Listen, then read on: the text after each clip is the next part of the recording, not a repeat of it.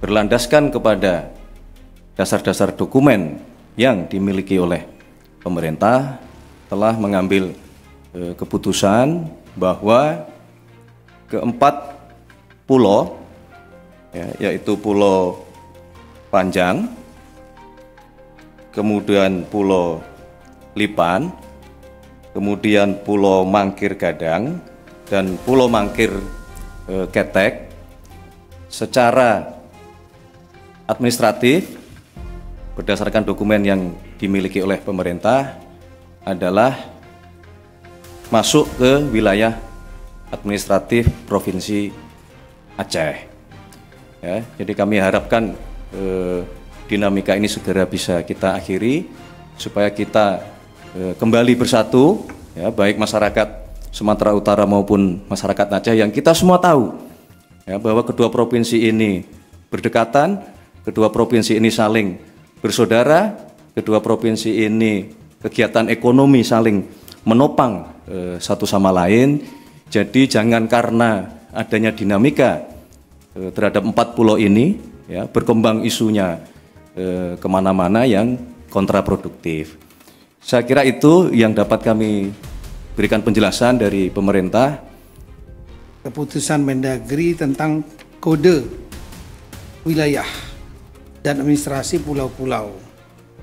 Nah, ini Bapak Ibu sekalian, Kemendagri berdasarkan Undang-Undang Nomor 23 Tahun 2014 tentang pemerintahan daerah itu memberikan tugas atau mandat kepada Mendagri di pasal 401 tentang penegasan batas cakupan wilayah luas satu daerah ditetapkan dengan peraturan Mendagri.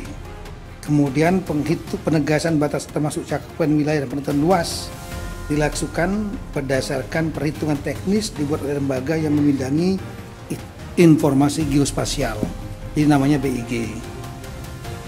Kemudian setelah itu dibuatlah peraturan Mendagri pada tahun 2021, 13 Desember 2021 tentang tata cara pengkodean administrasi wilayah dan pulau-pulau.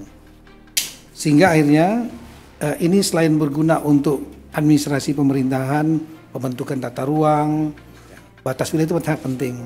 Kemudian juga untuk penyusunan APBD dan isu-isu lain yang perlu diselesaikan, penghitungan APBN, DAU, DAK, dan lain-lain. Nah, kemudian kita juga memiliki kepentingan eksternal, yaitu kita mendaftarkan atau menyampaikan tentang kondisi rupa bumi dan pulau-pulau se-Indonesia.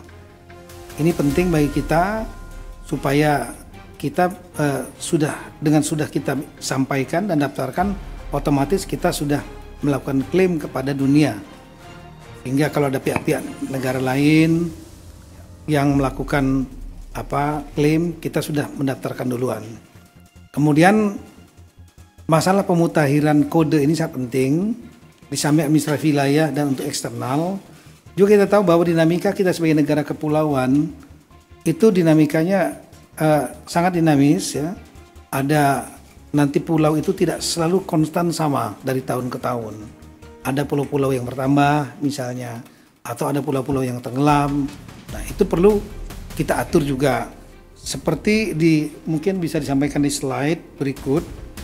Kita punya misalnya 38 provinsi saat ini, 34 menjadi 38, itu perubahan.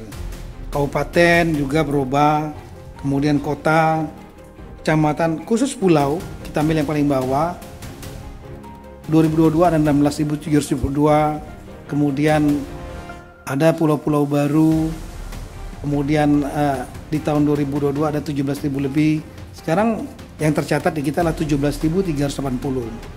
Ini kan perlu diberikan kode dan kemudian administrasi wilayahnya sekaligus kita sampaikan kepada United Nations. Itu ada bagian khusus di UN itu.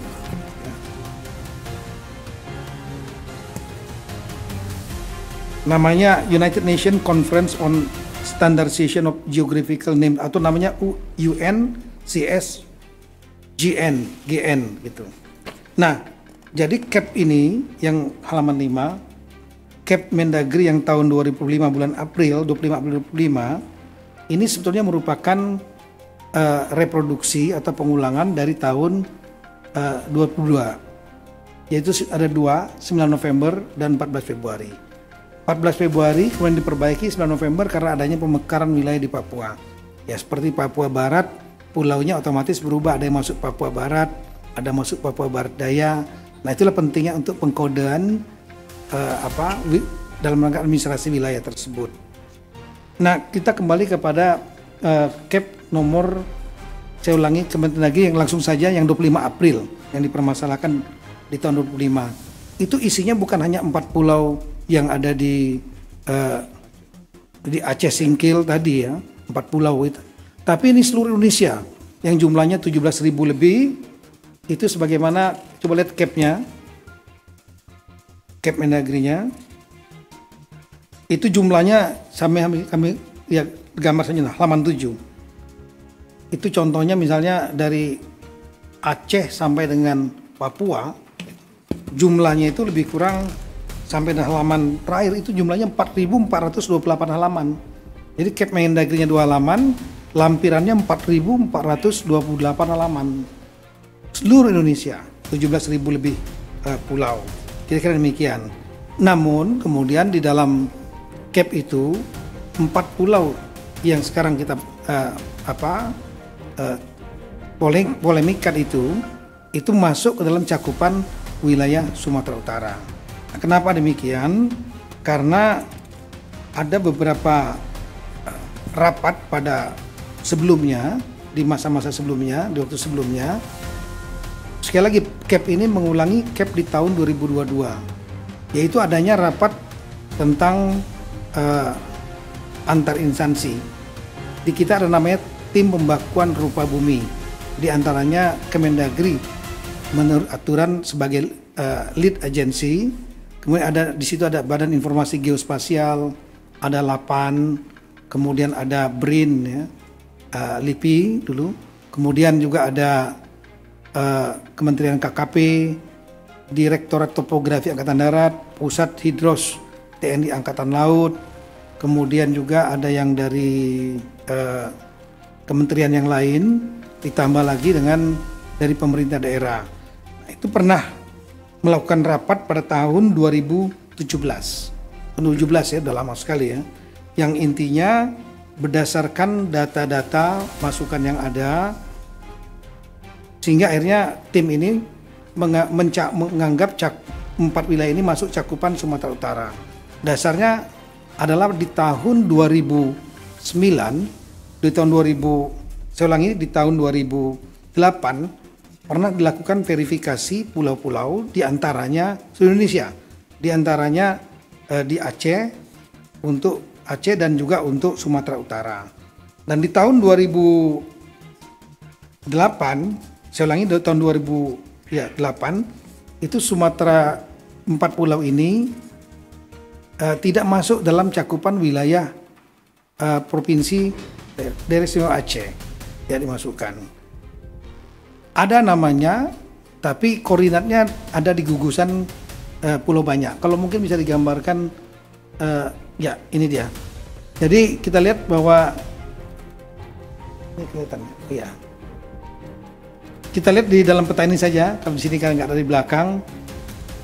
Di tahun 2008 dan di tahun 2009 itu Gubernur Aceh itu tidak memasukkan 4 pulau yang ada sekarang kita permasalahkan, itu tidak masuk dalam provinsi Aceh, tapi adanya di gugusan Pulau Banyak yang lebih kurang 70 km dari 4 pulau yang ada sekarang ini.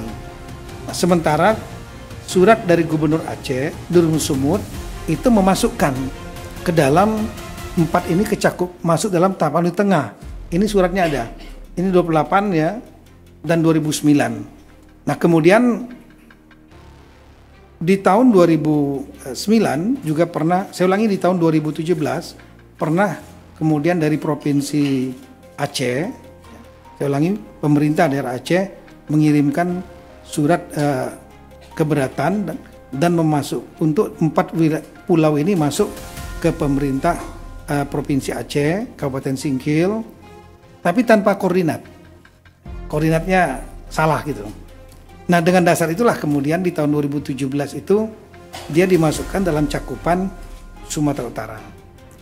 Di tahun 2022 ketika diterbitkan Kep Mendagri yang pertama, Badan Informasi Geospasial pun masuk dalam cakupan Papua di Tengah.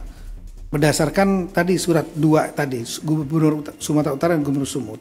Meskipun ada beberapa koreksi, tapi memang data pendukungnya tidak kuat. Artinya fotokopi dan lain-lain. Nah, di tahun 2022 ini dengan adanya Kep Mendagri tentang pemasukan wilayah cakupan wilayah 4 pulau ini ke Papua Tengah. Waktu itu gubernurnya Aceh Pak Nova ya. Sebenarnya gubernur Sumatera Pak Edi Ramayadi. Keberatan dengan menunjukkan data historis dan juga dokumen-dokumen. Salah satu dokumen yang sangat penting adalah dokumen tentang kesepakatan antara gubernur Aceh saat itu ini dia. Saya ulangi, surat gubernur Aceh ini keberatannya 2022. Yang diberikan adalah surat, salah satunya dokumen surat kesepakatan 2 gubernur di tahun 1992 yang disaksikan oleh Menteri saat itu Pak Rudini. Ini suratnya ditandatangani Bapak Gubernur Aceh saat itu Pak Ibrahim Hasan. Sementara dari Sumatera Utara Pak Raja Inal Siregar. Nah, ini dokumen fakta ya. Kesepakatan bersama 1992 yang intinya untuk batas wilayah di poin nomor 3, batas wilayah untuk Papua di Tengah dan Aceh, itu Provinsi Aceh dengan Papua Tengah. Saat itu Aceh belum singgil, belum mekar nih. Itu mengacu kepada Statblad nomor 604 1998 dan peta topografi TNI AD 1978. Inilah petanya. Nah, dengan adanya peta ini tentu kita mempertimbangkan kemungkinan 4 pulau ini masuk ke Aceh. Namun saat itu dokumennya hanya dokumen fotokopi. Kita tahu dalam sistem pembuktian dokumen fotokopi mudah sekali nanti kalau seandainya ada masalah hukum untuk dipatahkan. Oleh karena itu, kesepakatan di tahun 2022 setelah adanya data baru ini, semua pihak, Sumut, Aceh, Kemendagri dan juga dari pemerintah pusat yang lain yang termasuk dalam tim pembahasan duka bumi sama-sama mencari dokumen ini karena dokumen ini bagi kita kritikal, penting. Itu berupa kesepakatan 2 gubernur yang disaksikan pemerintah pusat yang diwakili oleh Menteri Dalam Negeri Bapak Rudini. Tapi sampai dengan tahun 2004 sampai dengan bulan April 2025 surat aslinya itu tidak ketemu. Nah, sehingga dengan demikian kita berusaha terus mencari. Oleh karena itu pada bulan April 2025 cakupannya masih tetap dalam cakupan Sumatera Utara. Sambil kita mencari. Dan alhamdulillah saya memerintahkan jajaran Kemendagri sedapat mungkin mencari surat itu karena logika kita kalau ditandatangani oleh 2 dan disaksikan oleh 1 harusnya 3-3-nya ada pertinggalnya arsipnya. Kita berpikir tahun 92 ini 33 tahun yang lalu. Sumatera Utara tidak menemukan, Sumatera Aceh juga tidak menemukan aslinya. Kami juga tidak menemukan aslinya. Namun setelah saya perintahkan untuk bongkar apapun juga dokumen yang berkaitan dengan status 4 pulau ini agar dicari. Alhamdulillah kemarin dipimpin langsung oleh Pak Sekjen ya, Pak Tomsi, didampingi Pak Dirjen Agri Pak Safrizal. Itu kita punya pusat arsip di Pondok Kelapa Jakarta Timur, itu ada 3 gedung. Dibongkar dokumen asli yang kesepakatan 2 gubernur tersebut yang disaksikan Pak Rudi ini nggak ketemu. Tapi yang ketemu adalah keputusan kalau bisa ditampilkan. Nah, inilah dokumen yang menurut kami sangat penting, yaitu Kep Mendagri nomor 111 tahun 1992 Ini tanggalnya adalah 24 November 1992. Di sini nggak ada tanggalnya. Tapi di dalam lampiran, saya ulangi, ada satu kertas yang di situ menunjukkan bahwa ini dokumen yang masih warna kuning. Ya. Lama sekali. Ya. Makanya saya buatkan berita acara. Saya sampaikan yang menemukan agar buat berita acara. Dan berita acara sudah kita sampaikan. Karena ini dokumen peristiwa penting yang harus didokumentasikan. Dan mereka yang menemukan bisa menjadi saksi. Ya. Bukan diada-adakan misalnya. Dan ini tertanggalnya surat di sini tertanggal 21/11/92 di arsipnya sini. Ya. Dokumen ini kenapa penting? Dokumen ini menunjukkan bahwa adanya semacam pengakuan mengendorse bahwa kesepakatan antara dua gubernur di tahun 1992 itu yang fotokopi tadi benar adanya. Jadi menjadi legalisasi bahwa kesepakatan itu terjadi. Nah, ada poin yang sangat penting sekali dalam poin itu. Dalam Kep Mendagri maupun kesepakatan itu. Dalam kesepakatan dua gubernur tersebut disampaikan batas wilayah, ada 4 poin batas wilayah. Kalau mungkin bisa ditunjukkan yang kesepakatan dua gubernur yang tadi. Di poin yang nomor 3 disebutkan ya diantaranya mengacu kepada batas wilayah Sumatera Utara dan Provinsi Sumatera Utara dan Aceh itu mempedomani kedua belah pihak disaksikan oleh Menteri Dalam Negeri mempedomani peta topografi TNI AD 1978. Nah, kita buka petanya yang mana? Lihat petanya, inilah petanya. Peta topografi TNI AD tahun 1978. Kalau kita melihat di situ ada titik-titik garis di darat dan di lautnya. Yang menarik adalah di lautnya ada garis sendiri, titik-titik. Tolong dilihat ya. Dan ini menjadi dasar bagi kita bahwa 4 pulau yang dimaksud, pulau paling atas ya Mangkir Besar, Gadang namanya, Mangkir Kecil, Ketek. Kemudian yang tengah Pulau Lipan, yang paling putih itu paling besar namanya Pulau Panjang. Itu tidak masuk wilayah Sumatera Utara, tapi masuknya adalah Aceh. Nah, kalau kita lihat lagi lebih detail lagi, coba lihat petanya yang kita zoom. Ini peta aslinya yang menjadi lampiran kesepakatan antara dua gubernur. Yang sebelah kiri. Kalau gini nggak begitu terlihat ini. Kemudian di dalam Kep Mendagri juga disebutkan ini. Nah, kita coba zoom di sebelah kanan, kita sangat terlihat jelas. Jadi Singkil waktu itu masih kecamatan Singkil. Tapon di tengah sudah menjadi kabupaten. Itu yang warna merah itu kami yang melingkari untuk supaya kita bisa melihat dengan jelas. Nah, di situ terlihat ada titik-titik, ada pulau 1, 2, 3, 4 di lautnya. 4 pulau itu di luar titik-titik batasnya Sumatera Utara. Artinya saat itu kesepakatan 4 pulau ini adalah masuk di wilayahnya Kabupaten Aceh Singkil, belum Kabupaten Aceh Singkil, masuk provinsi saya ulangi pemerintah Aceh yang sekarang. Nah, kira-kira itulah. Dengan dasar ini maka kami mengajukan 4 saran. Yang pertama, sebaiknya untuk Gubernur Aceh dan Sumatera mendasarkan data-data yang ada, lebih baik disarankan melakukan kesepakatan kembali khusus 4 pulau ini, supaya tidak menjadi polemik dan menjadi kejelasan di masa mendatang.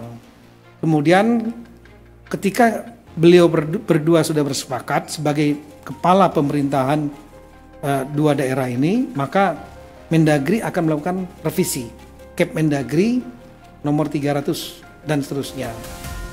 Kami masukkan 4 pulau itu ke dalam cakupan Kabupaten Aceh Singkil Aceh.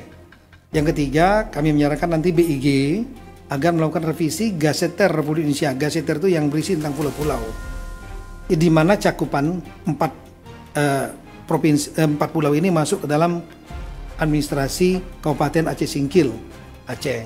Yang terakhir nanti BIG Badan Informasi Geospasial dan Kemendagri menyampaikan perubahan ini kepada United Nations Conference on Standardization of Geographical Name atau UNCSGN, sehingga dengan demikian menjadi posisi yang sudah legal dan kuat bahwa 4 pulau ini secara hukum dengan dokumen-dokumen yang ada, ditambah dengan juga memang ada tambahan-tambahan historis, ada keberadaan jejak-jejak dari warga Aceh Singkil, lain-lain sana, itu menjadi petunjuk dan pendukung. Tapi yang paling utama adalah dokumen ini. Itulah kira-kira apa yang kami sampaikan, dan alhamdulillah tadi Bapak Presiden juga sudah memberikan arahan melalui Zoom meeting beliau, dan kemudian disaksikan oleh Bapak Presiden, Bapak Gubernur Aceh dan Bapak Gubernur Sumatera Utara juga sudah menandatangani kesepakatan tersebut. Kalau boleh bisa ditampilkan, disaksikan oleh Menseknek dan Mensekap. Jadi saya kira posisinya sudah sangat clear. Nah, inilah kesepakatan yang tadi sudah ditandatangani. Ya, ini sama saja dengan merevisi kesepakatan 1992. Saksinya ditambah lagi, bukan hanya Mendagri tapi Menseknek, tapi lebih spesifik, yaitu mengenai masalah 4 pulau. Kami kira demikian yang kami sampaikan. Terima kasih banyak. Assalamualaikum warahmatullahi wabarakatuh.